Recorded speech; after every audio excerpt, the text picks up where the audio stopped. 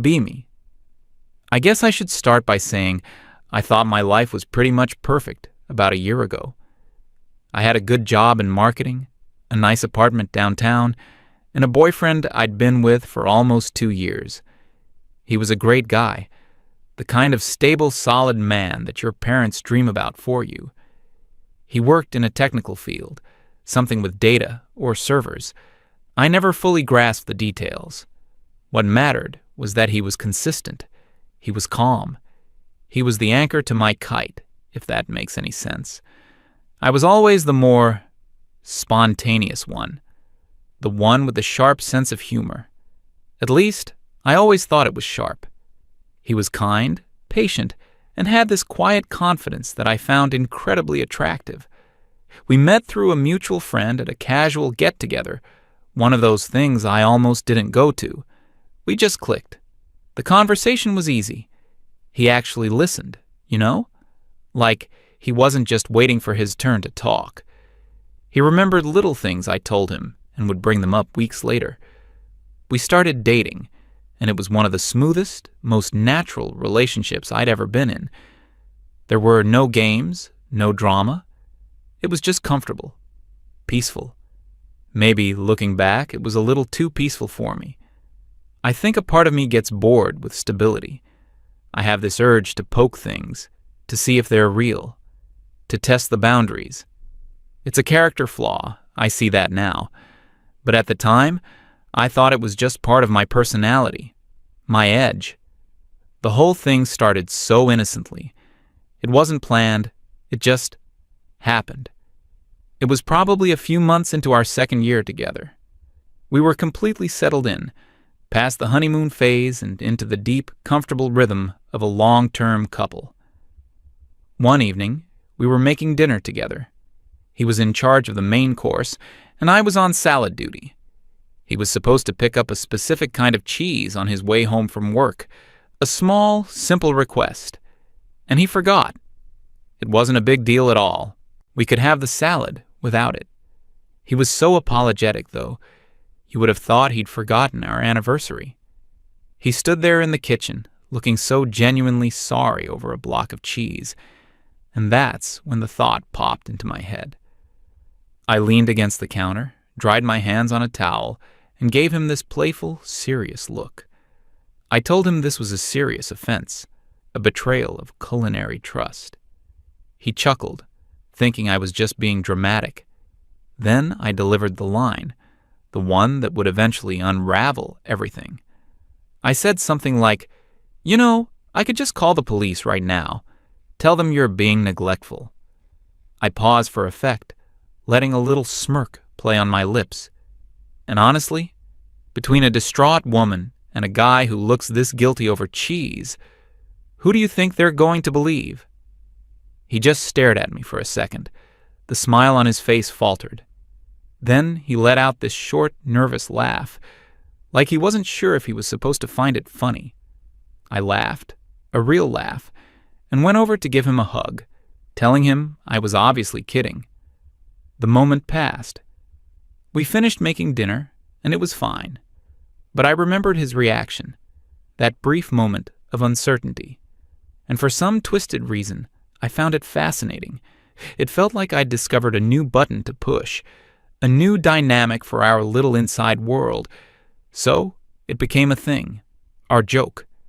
Anytime he made a small mistake, I'd pull it out. Left a wet towel on the bed? That's a hazard. I'll tell them you create an unsafe environment.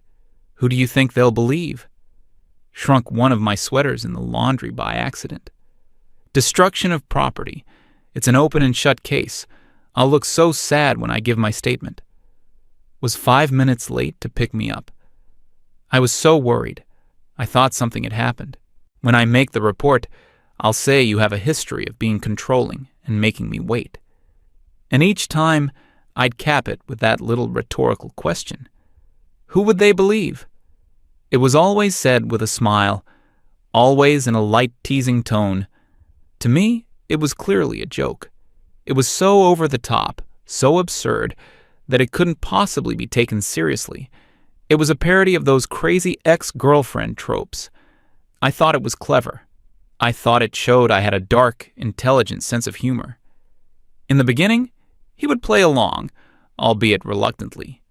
He'd roll his eyes and say something like, "Okay, you got me," or just shake his head with a little smile. But as the weeks turned into months, I noticed a shift.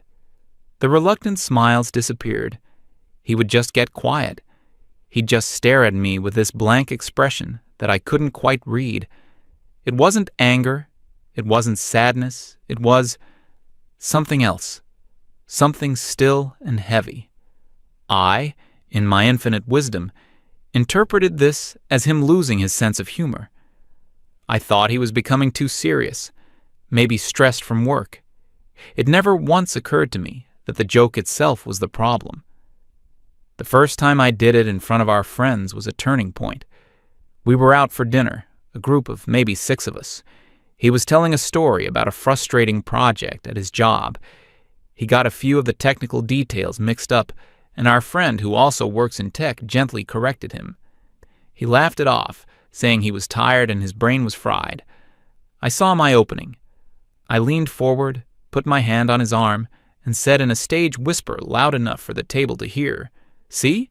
He's getting confused. His story is inconsistent. That's exactly what I'd mentioned in my report." I smiled sweetly at him. And you know who they'd believe. There was a moment of awkward silence at the table. Then my best friend, who sat next to me, burst out laughing. She told me I was savage, that she couldn't believe I said that. She meant it as a compliment. A couple of the other people chuckled nervously. My boyfriend didn't. He just looked down at his plate. He didn't say another word for the rest of the conversation. On the way home, the car was silent. I tried to start a conversation, asking him if he had a good time. He just gave one-word answers. Yeah. It was fine. I finally asked him what was wrong, if he was upset about something. He was quiet for a long time, just watching the road. Then he said, "I just wish you wouldn't do that, especially not in front of our friends." I got defensive. I couldn't help it. I told him it was just a joke, that everyone knew it was a joke, that my friend thought it was hilarious. I accused him of being too sensitive, of not being able to take a little teasing. He didn't argue. He just sighed and said, "Okay." The rest of the drive home was thick with a tension I refused to acknowledge was my fault. I thought he was being moody. I thought he was trying to police my personality. That night, I remember lying in bed and feeling a little bit of resentment towards him. Why couldn't he just be more fun? Why did he have to take everything so personally? The joke didn't stop. If anything, I think I used it more, as if to prove a point, to prove that it wasn't a big deal and that he was overreacting. It became my go-to move whenever we had a minor disagreement. It was a way to shut down the argument and win by escalating it to an absurd level.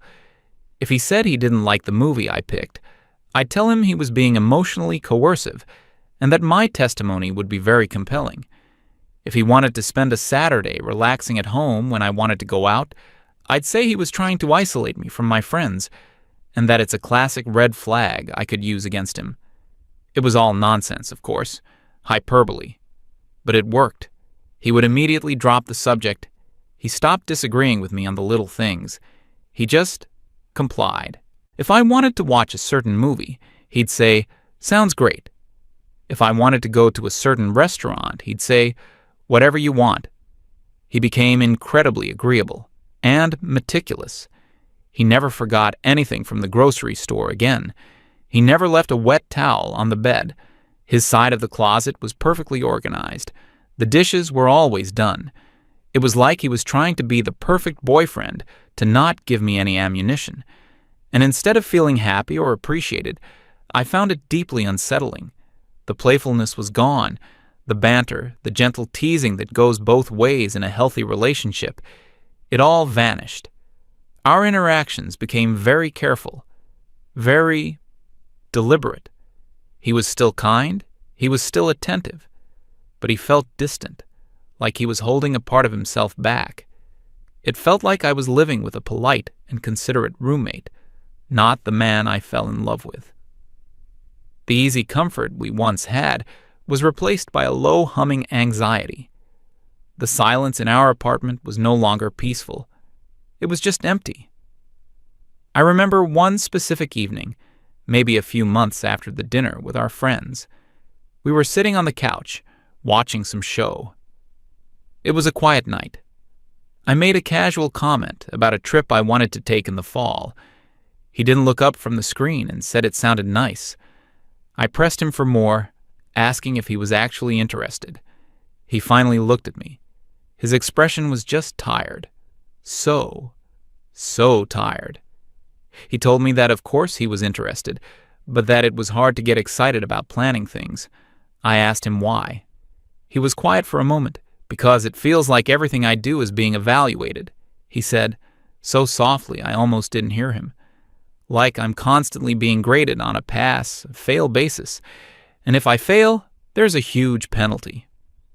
I knew exactly what he was talking about, and for the first time, a tiny crack appeared in my fortress of self-righteousness.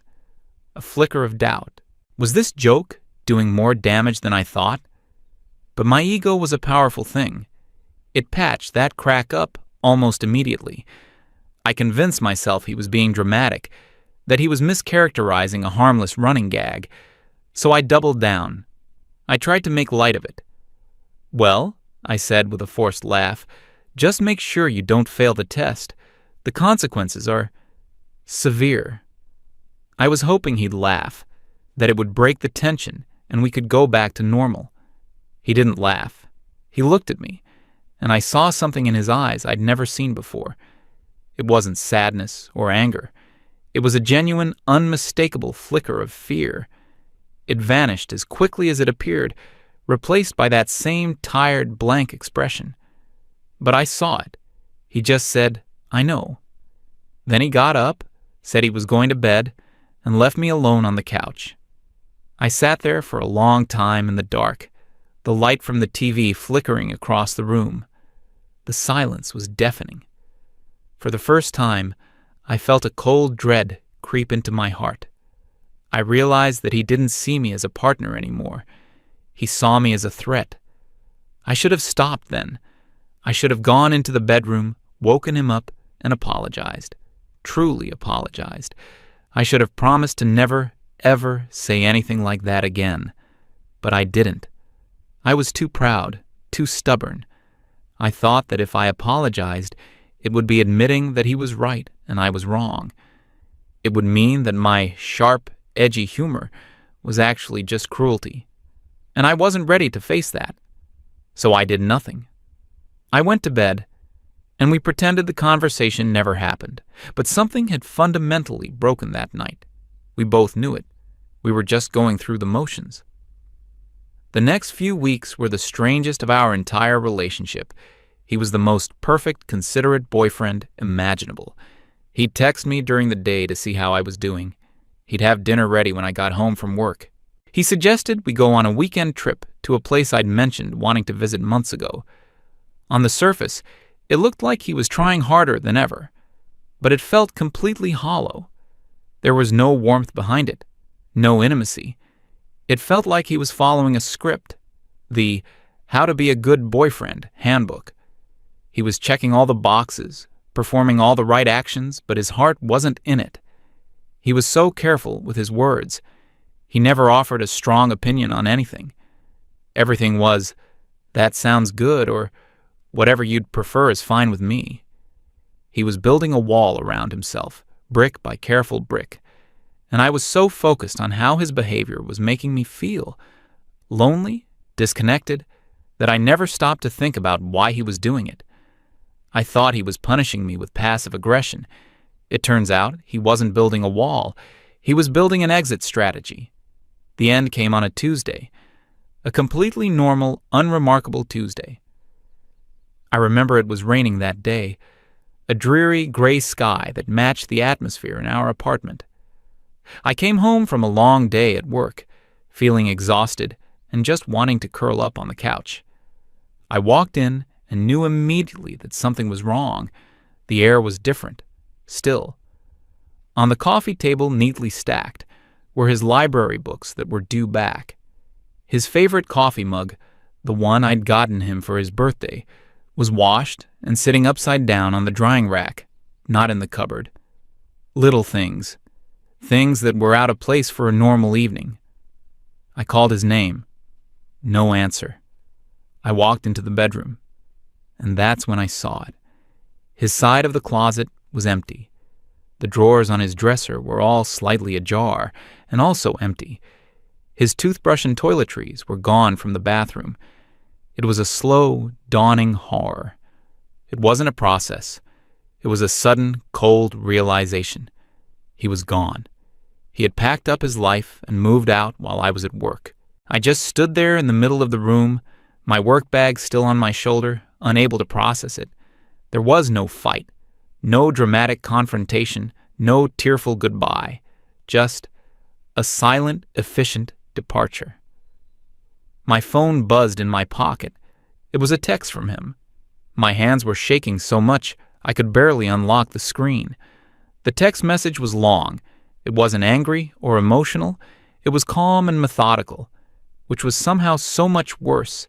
It felt like I was reading a project summary or a final report, not a breakup message from the man I loved. He started by saying he was sorry for doing it this way, but he didn't see any other path. A face-to-face conversation, he explained, would have just led to an argument where I would dismiss his feelings as an overreaction. He was right. That's exactly what I would have done. The message then laid it all out. It wasn't about the jokes hurting his feelings. It was about what the jokes represented. He wrote that trust was the most important thing to him in a relationship. Not just trust that I wouldn't cheat, but trust that I had his back. Trust that I was on his team. He explained that my joke wasn't a joke to him because it wasn't based on fantasy. It was based on a terrifying reality for men that he was acutely aware of. He told me that every time I said it with a smile on my face, I was communicating one simple fact, that I held the power to completely and irrevocably destroy his life, and that I found that power amusing. I remember my hands getting colder as I read that line. He said he couldn't live with that. He couldn't build a future with someone who saw his entire life, his career, his reputation, his family's honor, his very freedom, as a punchline.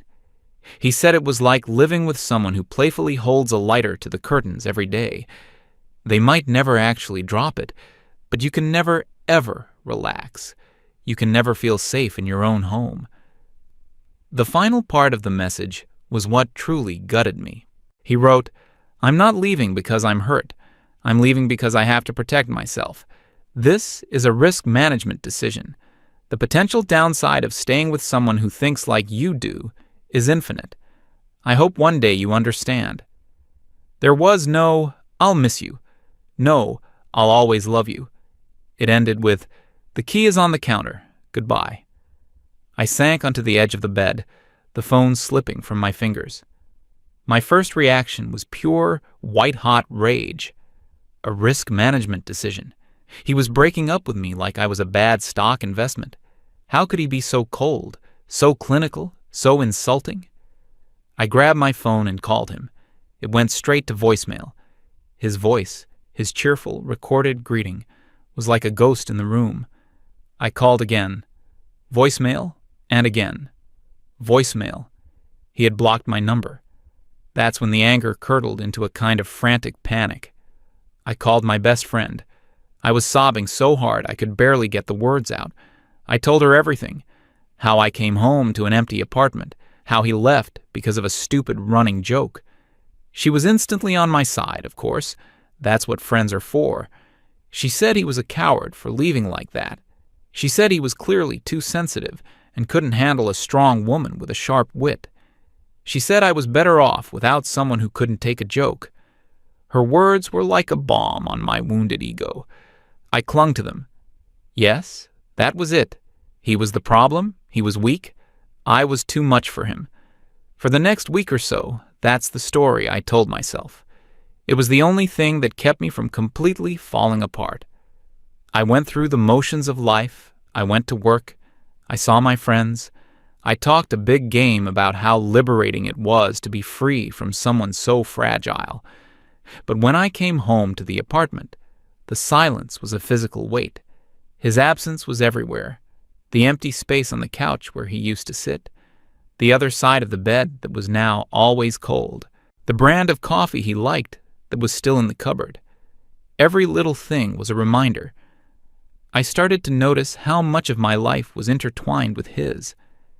The shows we watched together, the restaurants we loved, the inside jokes that now only I remembered. The anger started to fade, replaced by a deep, aching loneliness. I missed him. I missed his calm presence. I missed his quiet laugh.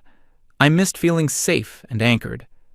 I found myself rereading his text message over and over again. A risk management decision. The phrase echoed in my head. It was so detached, so unlike the warm, caring man I knew. What could possibly make him think in those terms? About a month after he left, I was having one of those nights. It was late. I couldn't sleep. The silence in the apartment was screaming at me. I was just scrolling aimlessly through the internet, falling down the usual rabbit holes of celebrity gossip and cooking videos. Then the algorithm served me something different. It was a video clip of a well-known psychologist giving a lecture. The title was something like The Asymmetry of Power in Modern Relationships. I don't know why I clicked on it. Morbid curiosity, maybe. The man in the video started talking about social dynamics. He spoke in a calm, academic tone about the default assumption of female victimhood and male guilt in society. He discussed how, in any he said, she said scenario, the institutional bias almost always favors the woman's account, regardless of evidence. He wasn't angry or hateful. He was just laying it out like a mathematical formula. And it made me deeply uncomfortable. My first instinct was to click away, to dismiss it as bitter nonsense from some fringe corner of the internet. But then he said something that made me freeze. He said, "For many men today, the person they should fear most is not a stranger in a dark alley, but the woman they share a bed with, because she has the power, with a single uncorroborated accusation, to erase his entire existence." His entire existence. My boyfriend's text message flashed in my mind. The potential downside is infinite. A cold dread started to spread through my chest. I opened a new tab and started searching. I started with neutral terms. False accusation statistics. Divorce court bias. That led me to forums, to blog posts, to news articles. I fell into a world I never knew existed. I read stories from men, hundreds of them. Men who lost their jobs because of a baseless HR complaint from a coworker they rejected. Men who were kicked out of their universities because of accusations that were later proven false, but only after their academic careers were ruined. Men who were financially crippled in divorce court, losing their homes and their savings. Men who lost custody of their children based on claims that were never substantiated. Men who had spent years and tens of thousands of dollars fighting to clear their names. Some who never could. It was a flood of stories, all different, but all echoing the same terrifying theme. Their lives had been destroyed by a single person's word. I stayed up all night, my face illuminated by the glow of the screen. I read about men who became meticulously careful in their interactions. They avoided being alone in a room with a female colleague. They insisted all important conversations happen over email to create a paper trail. They installed dash cams in their cars. They weren't being paranoid. They were managing risk. A risk management decision. It hit me like a physical blow. I finally understood. I pulled up his text message again, and this time I read it with new eyes. His words weren't cold. They were terrified. My joke wasn't just a bad joke. It was a reminder of this world I'd just discovered, a world he was already living in. Every time I smiled and said, "Who do you think they'll believe?" I wasn't being witty. I was pointing a loaded gun at his head and telling him how funny it was that my finger was on the trigger. I was confirming his worst fears about the world. I was telling him that yes, the system is rigged, and I know it, and I think it's hilarious. I thought back to his behavior in those last few months, his agreeableness, his meticulous perfection. He wasn't being passive-aggressive. He was trying to demine the field.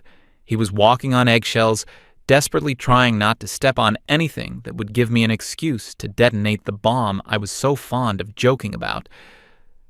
The time he asked me to stop, when he looked so tired on the couch, he wasn't being sensitive. He was pleading with me. He was giving me a final chance to show him that I was a safe person, that I was his partner, not his potential executioner. And what did I do? I laughed at him. I called him fragile. I told him the consequences were severe. I saw that flicker of fear in his eyes, and I ignored it. The realization was so profound, so complete, that I felt physically sick. I went to the bathroom and looked at myself in the mirror. I didn't recognize the person staring back. Who was this person who took pleasure in her partner's fear? Who found the idea of wielding such destructive power to be a source of amusement? My friend was wrong. I wasn't a strong woman. I was a bully. And my boyfriend wasn't weak or sensitive. He was intelligent.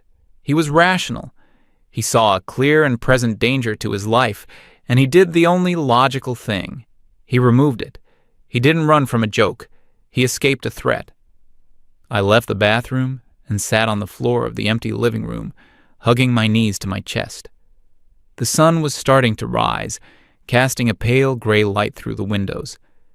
The apartment was still silent. But for the first time, I understood that I deserved the silence. It's been almost a year now. I never heard from him again. I tried sending one last email a few months ago, a long one where I apologized for everything and told him that I finally understood. He never replied. I don't blame him. My edgy humor is gone. I don't make those kinds of jokes anymore. I can't.